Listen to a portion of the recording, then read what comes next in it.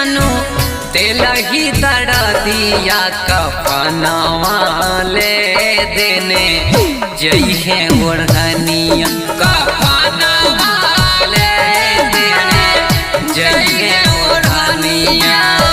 सुन सुन सुन रे पगला सुन सुन सुन रे पगला हमरो मजबूरिया करो हियो ने अबियो दिलवा से दूरिया करो हियो ने अबियो दिलवा से दूरिया।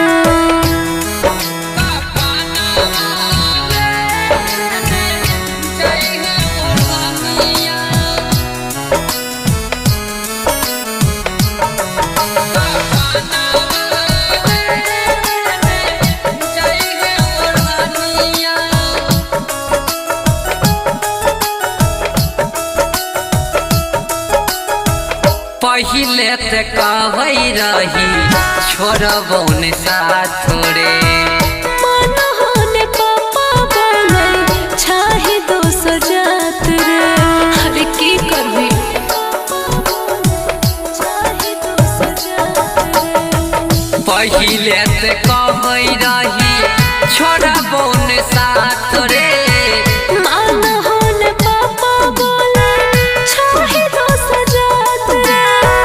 जाई के समय जे वही जाई के समय जे वही दूसरा के से दिया कफनवा ले देने जई है ओढ़निया करो हियो ने अबियो दिलवा से दूरिया।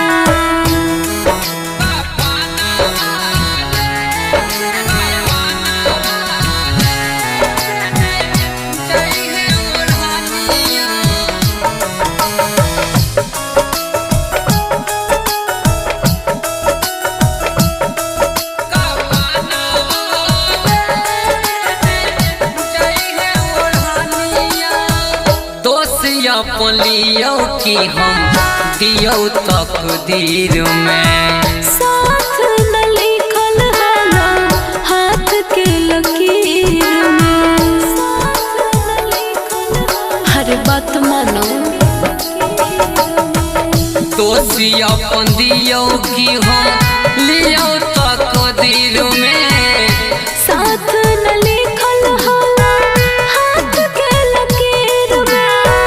चंदन रूप देव से तू चंदन रूप देव से तू मिलिए ससुररिया कफनवा